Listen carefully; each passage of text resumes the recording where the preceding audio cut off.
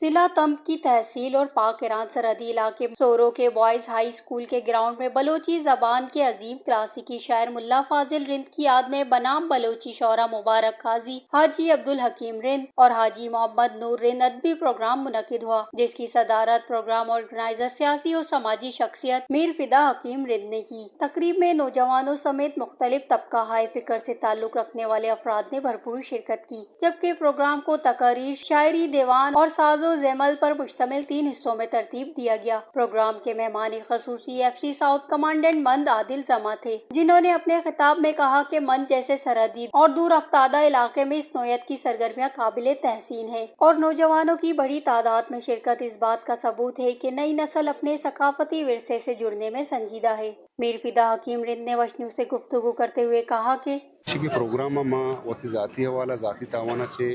مدارگا ہیں باقی بنا سرکاری سپورٹ ہے چھوڑے گلن سپورٹ لیستے اسے ما متواتر ما اولی روچا کے جار جاتا پہلا سیشن چے ما متواتر یعنی 7ویں سیشن ہے ما وتی ذاتی حوالہ چے ذاتی اخراجات چے کرنگا واجہ مولا فاضل جو سے ادبی اکیڈمی ما وہ خیر پیسہ سرپد نبی تے چے کاغذان تو کا وہ دے رہے ہستے او چچو مردم جو سے دا پوسٹر بھی تبلے ظاہری ہوئے چلے نا کہ ما چوشی استے سرگرمی ہم گنچا کہ مندانی سائے گالا واجہ مولا فاضل کل مولا قاسمی ازم در گوبر سنگتر مر متواتر گوننگ ہم کوکمی واسم صادق جی ذاتی حوالہ چ مالی حوالہ چ تو سرپدے ہر ایک کمزور ہے پر باقی ما ایوڑی ایکٹیویٹی ہے گندگانا و سنگتانی ہم کومک و تاوان ہم مر گونے خاص کر واجہ مولا فاضل کالب ہے ہمیں سنگت کے بیتگا مروچی